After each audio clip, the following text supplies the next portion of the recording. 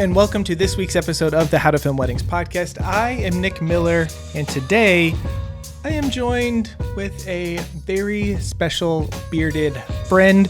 You know, whenever we start this episode, you're just going to hear some talk. Matt and I just started going off talking about our glorious beards and the stuff that we have to do to keep them going and looking nice and all that kind of stuff. So hopefully you will find that information helpful. But before we jump into the episode, I wanted to share with you that Calibration Workshop is happening next week. That's right, next week as we drop this episode. So head over to calibrateworkshop.com. Whenever you go to calibrateworkshop.com, if you put in the promo code podcast20, we can save you $20 off of your ticket. That is next week. Matt is one of our speakers, and we are so excited to have him. So let's go ahead and jump into this week's episode of the How to Film Weddings podcast. It seems like there are new cameras and equipment coming out all of the time. It gets increasingly confusing, and the FOMO is real. John and I have been preaching for years that the best way to try out new gear is to rent before you buy. There is only one place that we recommend when it comes to renting, and that is our friends over at Lens Rentals.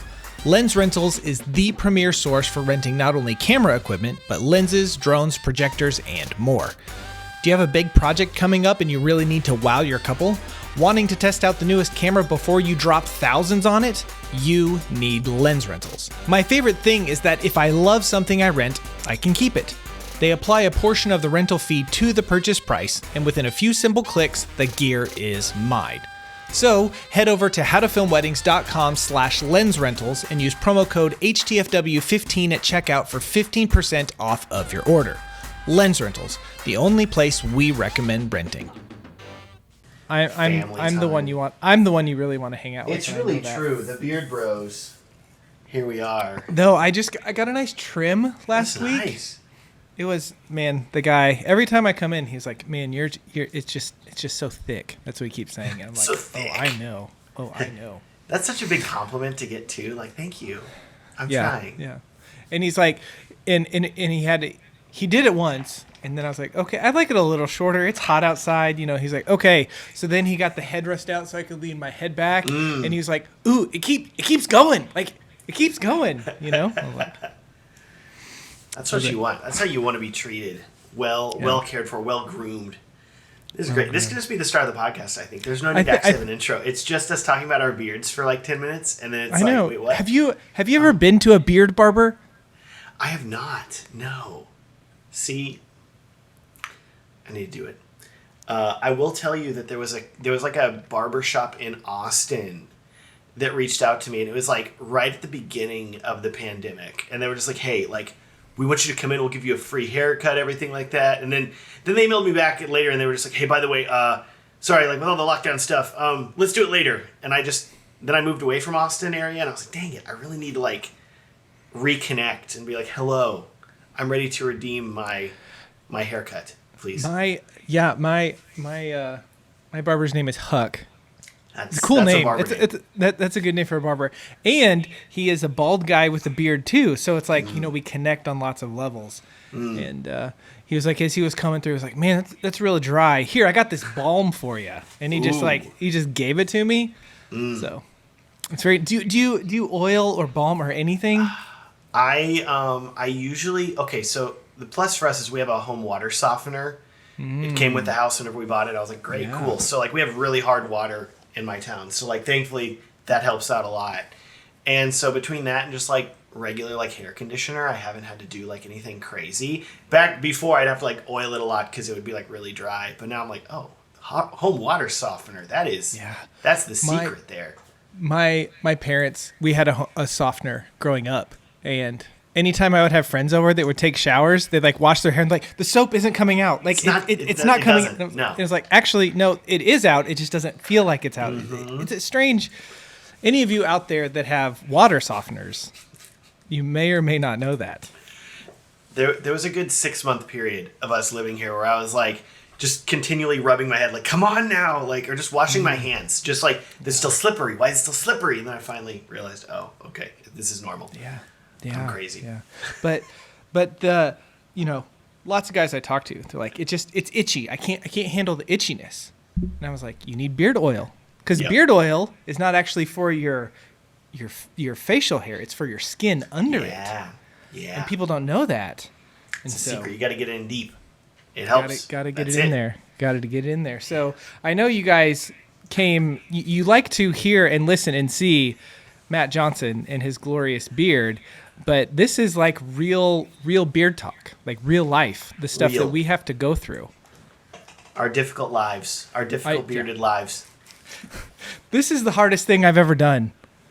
I haven't had a very hard life. Andy on The Office, whenever he's trying to lose weight. Yeah. So good. Anyway, so we just started talking about really cool things. Maybe we'll like start our podcast and like talk about things that maybe people wanted to listen to. I don't know. I think the last time we're on, we just talked about you and your wife's relationship and everything, and it was a little different, it's a little fun. So we've started that with you. Just kind of talking about some stuff that's we're just interested in and we like. So, but I'm sure people would like to get some knowledge, learn some stuff, or whatever. So, as you all have heard or can hear or see on the screen, if you're watching this on YouTube, which you should watch on YouTube, subscribe also. We are with Matt Johnson. So, Matt, we had you on. I don't know. I think it was last October or so. What's been going on in your world in the last 6 to 8 months or so? Whoo, boy. Okay, so we bought a house last year. We've been renovating said house, so it's been really crazy. And can I announce this? I'm just going to tell people about it. Rachel's over there. She doesn't care. We're having a baby. You are? Another baby. Yes. Congratulations. That's awesome. Yeah, that's toward the end of this year. And so, I don't know. I feel like baby number 2, you're supposed to know what you're doing. But at the same time, it's been 3 years since our first baby. And so my brain has already forgotten everything that I know about raising a small child. And so I have to relearn that.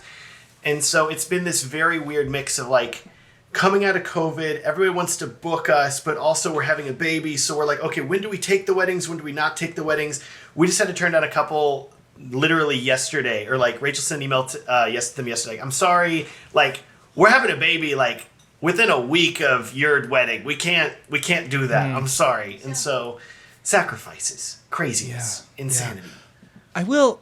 Well, congratulations to you guys. And if, Rachel comes back later, it's like, we can't tell the world, we'll keep that section in and just bleep it out for like 30 seconds. So beep, people will have We're having a beep, and it's going to be a beep, and we're doing beep, beep. Exactly. Like, what are they, people will think you're like, man, does Matt like gone on a cursing spree? What's going on? But I will say this. I remember feeling that exact same thing because our daughter was about 3.5 when our son was born. And I remember thinking like, oh, I don't remember how to do anything. Like, one thing you do forget is how small they are. Like they are so small, but it comes back to you very quickly. You'll be like, after like a couple days, you'll be like, oh, I got this. I remember how to do this. That's good. I really hope so. Cause I think back that first 6 months, I don't remember like sleeping, just existing. And somehow I filmed weddings and I launched a course and I went to NAB like a month after the baby was born. I don't know, but what were you thinking? Here we are. I don't know. Yeah. I don't know. So that's very exciting news, and that's probably like what you guys are really consumed about and really thinking about, and just all exciting. So congratulations to you guys. Is there anything else fun and exciting going on in your world, or is that just plenty? That's plenty. Is that not enough for you, Nick? Is that not enough? No, of course. Because we're having a baby, I'm sure you can relate to this as well. Most things coming up in life, you don't have a like set deadline for necessarily. Like being self-employed, like you've got gigs you have to deliver and like you have your videos you need to deliver on set times.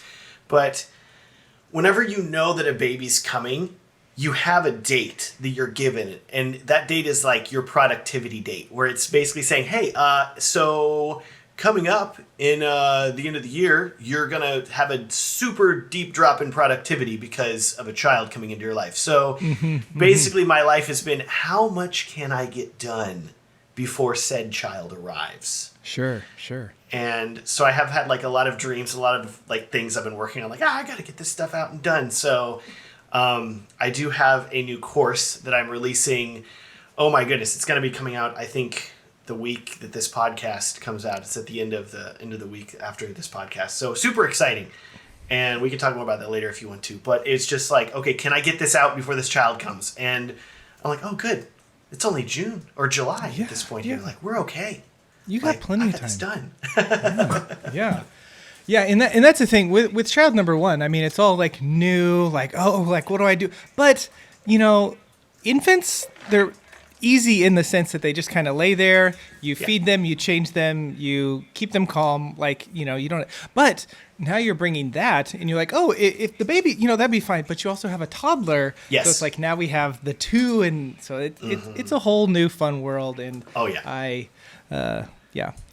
She's already incredibly excited though about it, and has been asking good. Can I help feed the baby? We're like, yeah, you can help feed the baby. Can I hold the baby? Yeah, you can hold the baby. She's like, and so we've been potty training her, and she's like, can I hold the baby on the potty when she goes pee or he goes pee? We don't know yet. And I'm like, no, babies don't do that. Like, there's a diaper. Like, we're trying to explain. Like, no, like the baby doesn't want to do that yet. You're gonna have to wait a while. Give it a few years. Okay. Yeah. Get in there. Oh. So for all of you filmmakers that came for the beard, you got some child and baby rearing stuff. There you go. That's what we're here for. How to make babies? No, that doesn't work. I don't know if we want to go down that road. We might how to raise babies might work better. I don't know. Just two bearded dads telling you how to raise your kids. This is great. Love it. This is great. So we're gonna say that's great, Matt. I'm glad that you and Rachel are doing well. Congratulations again on the baby and just all of that, and best of luck to all of you and all the stuff that you're doing. As you and I were chatting, just a little bit about some things that we wanted to kind of talk about and cover and stuff that we're thinking about.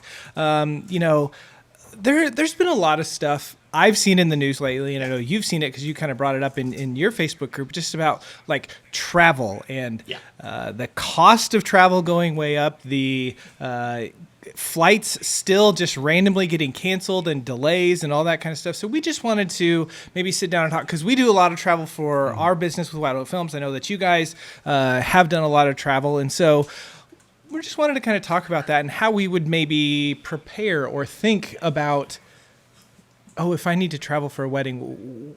So let's just start with that. If you know that you're flying somewhere for a wedding, yes. What are some things that you are thinking about keeping in mind in, just the price of everything and cancellations and just all that stuff in your mind? What are you thinking?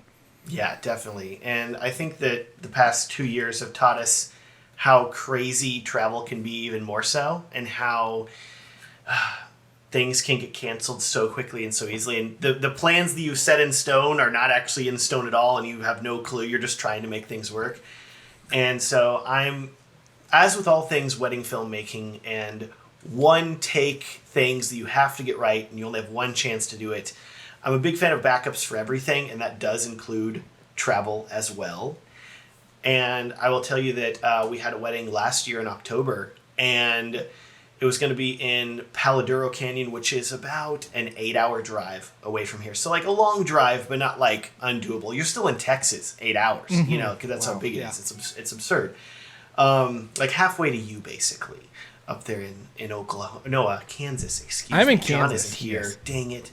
I sent John this funny meme, though, right before we talked of like, it was like Google Maps, and it was like, look, it's routing me around Oklahoma, so I don't have to go through that state. I was like, there you go. John will love that. He'll be like, why are you avoiding Oklahoma, bro? Anyways, my point here is we found out that there were a ton of cancellations happening the weekend of that wedding. And so we automatically just booked a rental car as a backup. Mm-hmm. And then we were kind of thinking about it. And then there were more and more cancellations until they were canceling 50 or 75% of the flights on the day that we were going to fly. And we said, you know what? Let's just not risk it. Let's just drive. We can bring more gear anyways. So we had a big SUV, threw all our gear in it, and just drove 8 hours. And still made it in a day. Wedding was amazing. Had to drive back, but it's like West Texas. It's really flat, and you just drive forever, and then you're still in Texas. And you can set it on cruise control and kind of take a nap, and then you're fine. Exactly, dude. I'm telling you, with that, like the adaptive cruise control stuff, it keeps you in the lane. You're kind of half awake. No, please stay awake and drive properly. But yeah, just backups like that. Like looking at, okay, if I can't fly into this airport, what airport could I fly into, and like, what airline could I take if this one isn't available, et cetera, et cetera. Yeah. One thing that I know Jen and I have really started doing for ones that are, where it's going to, if we were to drive, it's going to take 15, 20, 25 hours, in the U.S., You just, I just thought of this and I wanted to share because I think we filmed in upstate New York, like 2 hours north of Newark, earlier this year, and Newark Airport, and the DJ, Italian New York guy, very thick accents and stuff, and I said, I'm from Kansas, and he goes, what? Like, it did not compute. He's like, what is Kansas? I could tell, like, going through his head, and he goes, is that above Dallas? Like, straight faced. And I was like, yes, it is above Dallas, but states. Anyways, funny story. What we do whenever we have to drive or have to travel, and to drive, it would take us 12, more than 12 hours, more than a day's worth of driving. We have started at least going out a day before the day we need to be there. So if we're supposed to be there on Friday, we'll do Thursday. If we're supposed to be there Thursday, we'll go out on Wednesday, that sort of thing, to compensate. If something bad happens, then we will hopefully get out the next day. All right. Definitely. If we have a couple weddings in St. Louis later this year, which is like 7 hours or so from here. And so we've booked early morning flights, like 7 a.m. But in case it gets canceled, 7 hours is close enough where we can, hop in a car and drive. And so I think that with this, there are, I've heard of people that like, oh, I don't have to be at the wedding until 2, so I'll fly out in the morning of the wedding. No. Crazy stuff like that. I'm like, no. And I, even getting there the day before sometimes gives me anxiety just kind of thinking about all of these things. And I think that people just need to sit down and think about it. And also just in our day and age, and with all the cancellations and stuff, probably getting, flight insurance or something like that is very worth it, just to save your own butt a little bit, don't you think? Definitely. I'll say that for us with local weddings, and I mean local, like domestic in the United States weddings, we're always trying to arrive at least a day early like you are, so that way we have time to book another flight if we needed to. Thankfully, that hasn't happened. And then if it's an international wedding, like we had one in Ireland, for that sort of wedding, or like we had one in Iceland, things like that, I want to arrive at least like 2 days early minimum. But even then, probably 3 days just to give myself acclimation time to the time change. You don't want to be like a total zombie trying to film the wedding half awake whenever your body thinks it's a different time. And so if you're filming international stuff or things that are going to have a significant time change on you, arriving several days early is really key to make sure that you're fresh and able to film properly. Otherwise, it's going to be really, really rough. So build that into your cost and your pricing. Yeah, definitely. I know that whenever we went to South Africa in February, I mean, of course, it was our 15-year wedding anniversary. We were kind of so we were there for like 10 days, and so we knew we were there a little bit longer. But I remember it was like our plane left at 8 p.m. U.S. time, and we arrived there at like 6 p.m. their time, but we had flown 14 hours, and so we were exhausted, thinking we didn't sleep very well on the plane, but now I have to stay away. So yes, and it took us a couple days to really get going and figure that stuff out. So that's really, really good advice. Schedule that stuff in, and then price accordingly. Unless you're like, hey, I really want to get into this, I'm just going to do it and figure it out. But whenever you've done it for a little while, price accordingly and add in a couple of days for acclimation and that sort of stuff. So really, really good advice. Anything else? Any other tips and things that you're thinking about? I would also add that if you are going to be driving, because we talked about driving also, you're doing an 8-hour drive or a 12-hour drive, I would highly recommend renting a car to do it. And case in point here, being raised by my father, he was always like, hey, if you're doing a long drive, like rent a car. That way if anything breaks or anything like that, it's less likely to break because it's probably a new car. And also, if it breaks down, they all have roadside assistance. They're all going to help you. They'll just give you another rental car and you're good to go. And the first time that I had, it wasn't my first wedding, but it was one of the first ones that I was like, oh, I could drive. I'd recently bought a little Honda Coupe that that I still have, actually. It's a little Honda Fit. It's just a great fun little car. But I was like, oh, I bought this car like 2 months ago. Like I can just take my car to this wedding. It's in Nashville. That's like a 10-hour drive. It's fine. Me and Rachel will make a road trip out of it. Spend like a week up there in Nashville. We'll film this wedding. So we get up there in Nashville, take my own car. Everything's fine. And then I think it's 2 days before the wedding, and we're at this restaurant at 9 p.m. and we get out of the restaurant, we go to my car, and the car doesn't start. And the battery's dead. I'm like, dang it. Okay, so talking about backups, I have AAA. Highly recommend getting AAA also. Just fantastic. They will save your booty anywhere in the world. And so I had called AAA, and the guy shows up, and normally they will bring you a battery. They just have tons of batteries on their truck, and they'll just put a new battery in your car, and you're on your way. And the guy looks at my car, and he's like, yep, I've got every battery except for the size for your car. And I was like, thank you. Great. Love that. Cool. Okay. So he's like, yeah, your best bet is to find an AutoZone. And so at this point, it's 9 p.m. AutoZone closes at 9:30, and I am like 20 minutes away from the nearest AutoZone that's still open. And so he jumps my car, and I drive it there, and I'm like, if I turn off this car, it's not going to start again. So I have to like make it over here, and it's a sketchier part of town, and I'm like, oh my gosh, like what am I doing here? This is insane. So like I go in, thankfully I know how to change the battery, but like the sales guy was like, yeah, there's only one of us here. Sorry, bro. Here's the battery. Here's a wrench. Just go change it yourself. I was like, thank you. Great. I'll do that. Whatever. Got it changed. It was okay. But I was like, never again. You know, I'm just going to rent. I'm just going to rent a car from now on. Yeah. It's fine. Yeah.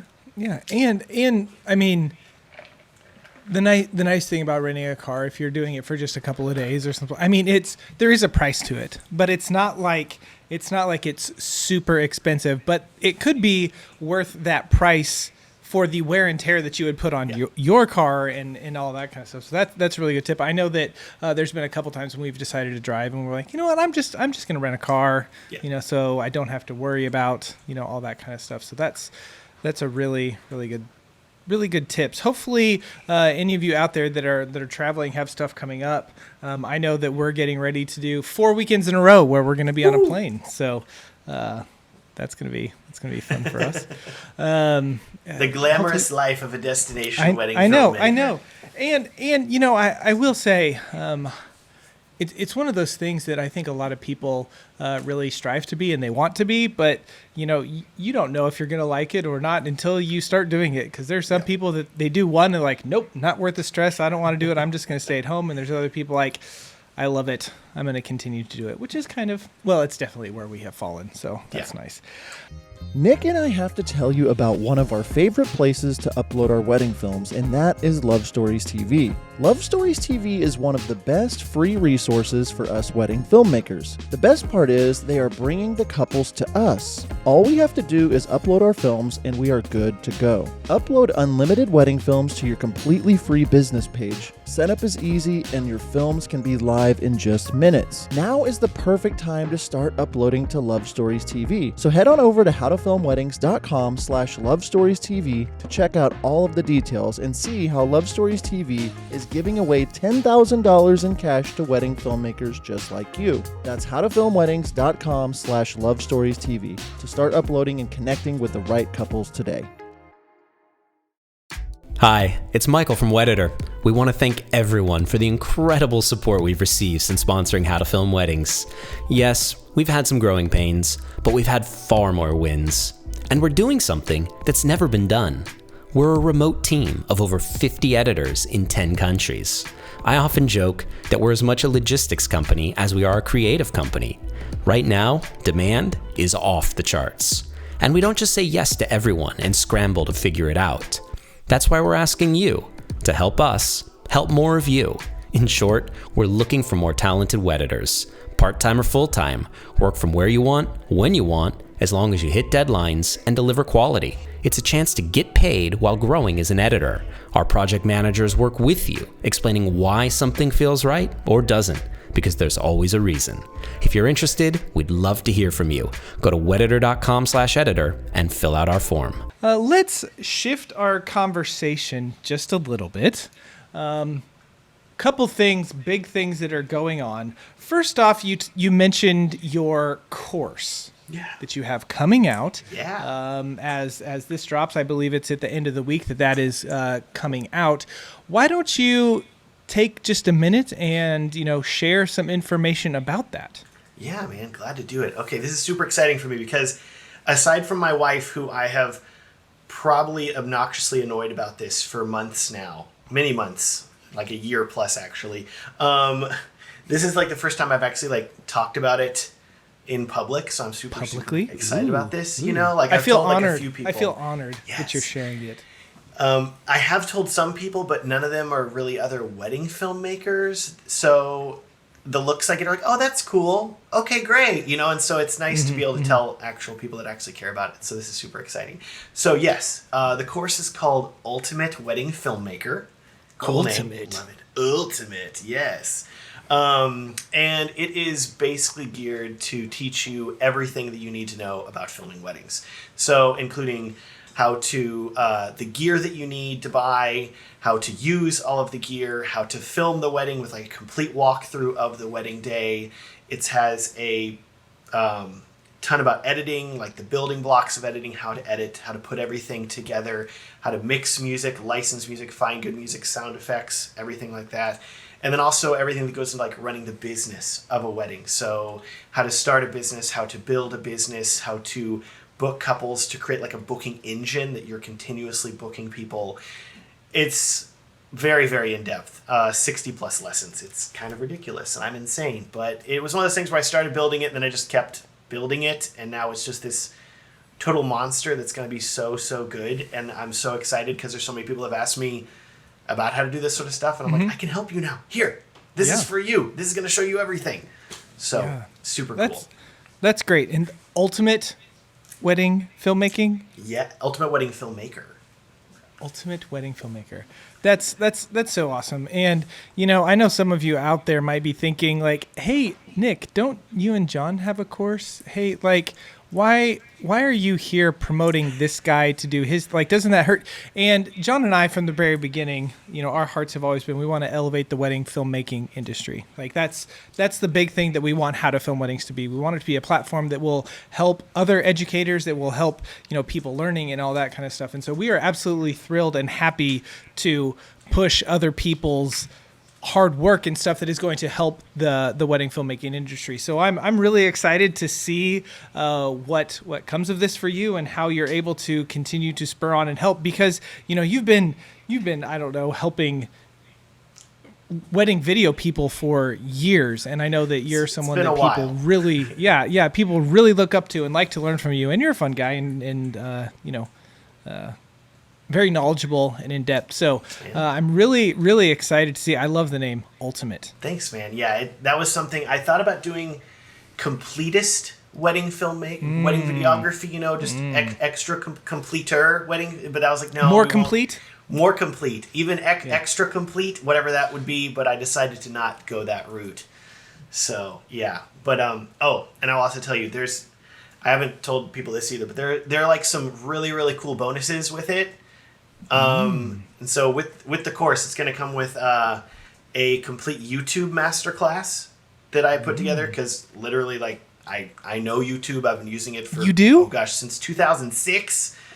300,000 subscribers later. I would have never guessed that. I've experienced a little bit. You know, I've done a little bit of it. So I basically built an entire separate course that's 30 plus lessons all about YouTube, and I was like, I could really just sell this as its own thing and it'd be very good. But I was like, no, I'm going to include this. And so that's awesome. If people want to succeed in YouTube, they can do that. There's a whole other course all about live streaming weddings, including all the technical aspects of that, because that can get really, really complicated for people. And like, what camera do I buy and how do I get internet and stuff like that?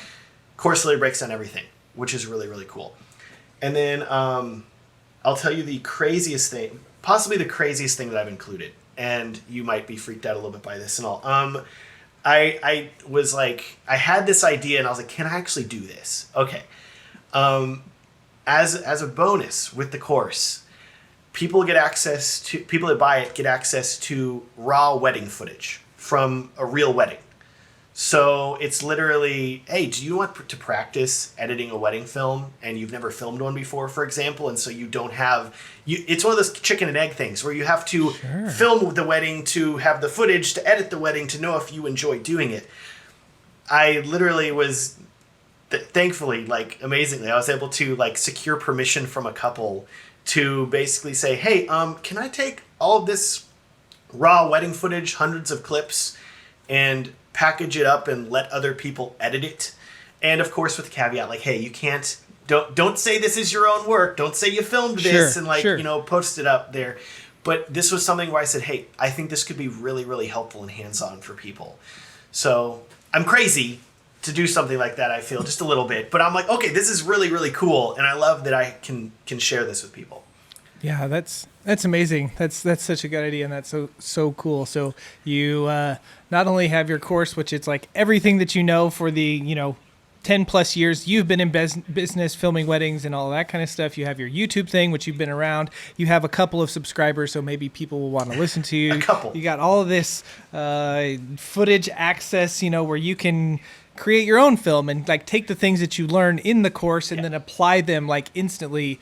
So you can, that's really good. And then you're also showing people through the footage that you have taken, like it's just giving them another teaching point of them observing, okay, this is the kind of shots that he got, this is the kind of stuff that he did, or Rachel did, whatever, so that you guys can again learn from that. So wow, that's really cool. So it's kind of overkill. Wedding filmmaker.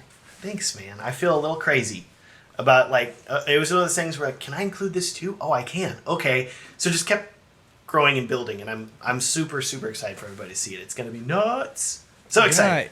Yeah, is there a website or something that we can direct people to? Yes, there is. UltimateWeddingFilmmaker.com. If you go there, it's there. So check it out. It's pretty cool. Did you get UWF.com? Oh, I do need to get that, don't I? I don't know. Shorten it down. That's probably taken if I was to guess. I feel like all the 3-letter names. I'll make it to. It'll probably be like an inappropriate website. Or I tried to get HTFW for howtofilmweddings.com. Yeah. Hard to find whiskey.com. That's what it stands for. So amazing. Can't get that one. So the Ultimate Wedding Filmmaker, we are really excited about that. We're so pumped for you. We know that you're just going to. You've already helped so many people, and you guys are going to continue to help some more. So if you are interested in that, it'll be on sale later this week. I'm sure you have, you're going to be going live. You have information. So if people go over there to that website, they can get everything that they need. Yeah. So that's exciting. The other thing is a week and a half from when this launches is Calibrate Workshop. Mm-hmm. And you have agreed, somehow we twisted your arm, to come on and speak at Calibrate Workshop. Can you just share a little bit of information about what it is that you are going to be speaking on? Yeah, definitely. Super, super excited about it. Calibrate. I know is this y'all's second year doing it or third? It's our second. It's our second year to do it. Yep. Yeah, huge fan of what you guys are putting it together, and I feel like it's something that everybody was really, really craving, especially last year, because everybody was locked down and nobody was able to really travel. And you guys were like, hey, do you want to do something online? And we can all just attend it in virtual. And everybody's like, yes. And it's incredible. And so I was really glad to hear, okay, good. They are bringing it back. I feel like there's definitely a place for this. And especially considering how busy this year is with everybody having to travel to film all these weddings and all the weddings coming back that we're needing to book now. Like you said, you've got 4 weekends of travel basically. Yep. It's really great to know that people can still just sit at home. They're like, okay, I got some time now. I can sit down, I can watch this, attend this workshop virtually, learn a lot of cool stuff. And yeah, why wouldn't I want to be a part of that? That's so cool. So super excited.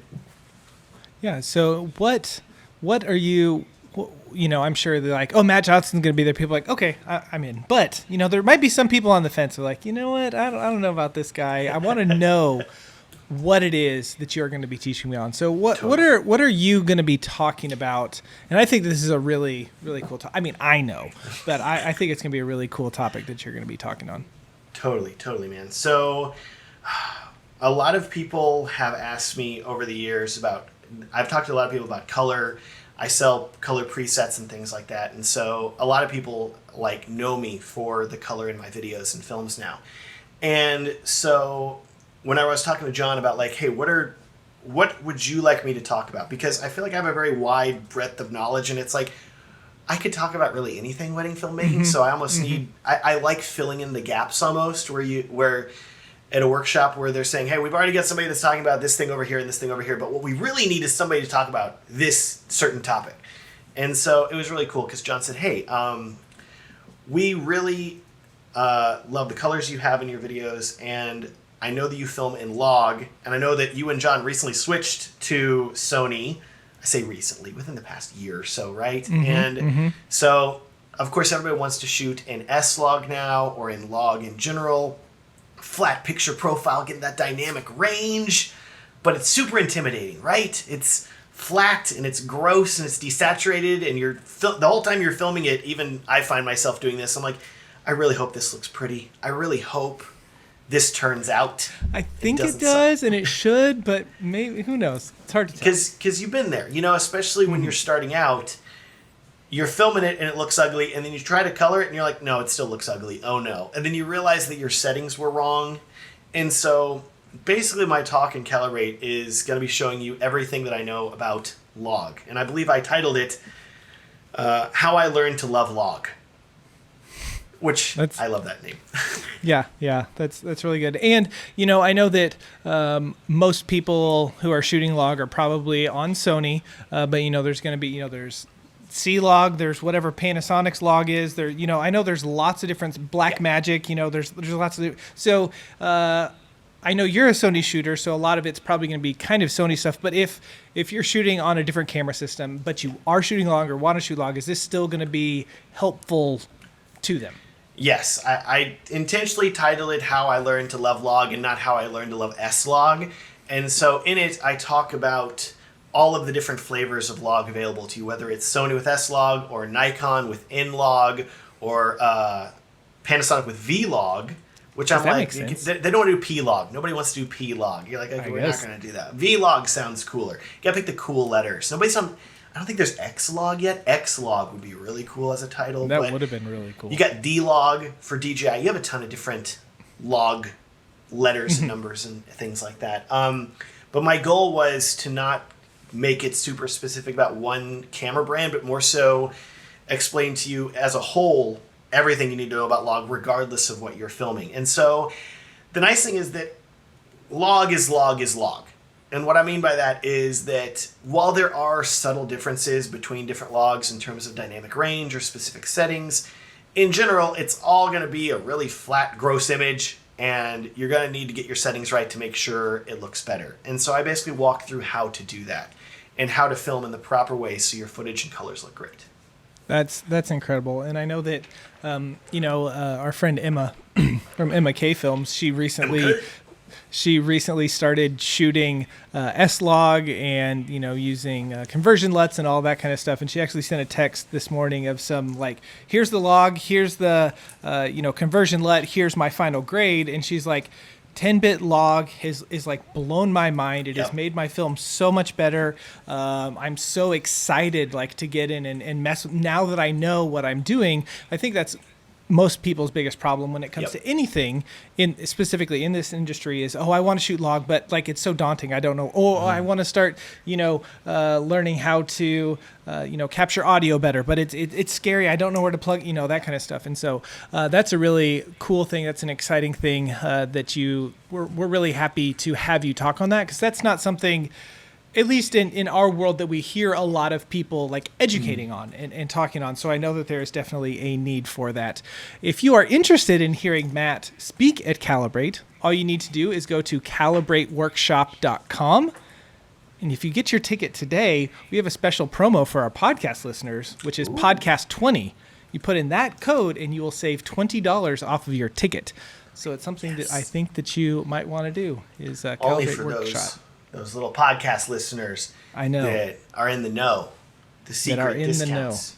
Yeah. So, Matt, it has been great. It has been fun to hang out with you.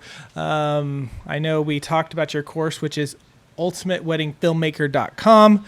Is there anything else that you want to throw out there or add before we hop off of here? Man, this has been great getting to talk to you, Nick. I wish that John was here, but he doesn't have a beard. So, it's okay that it was just the Beard Bros today. And absolutely. I feel really good about that. Yeah, me too. Well, thank you so much for your time. And we'll see you in a week and a half at Calibrate. Yes, love it. All right, thank you, Matt, for coming on the podcast today. A couple of things I need to remind you of. Number one, ultimateweddingfilmmaker.com. That's Matt's new course that is coming out very, very soon. Head over to that website, ultimateweddingfilmmaker.com, to check that out. The other thing, Calibrate Workshop happening next week. CalibrateWorkshop.com. Remember that promo code podcast20 to save $20 off of your ticket. Thank you so much for listening, and until next time, we will see ya.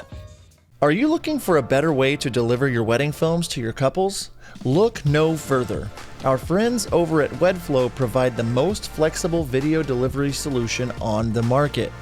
WedFlow is pay per project with no large upfront cost or commitment, and you can cancel anytime.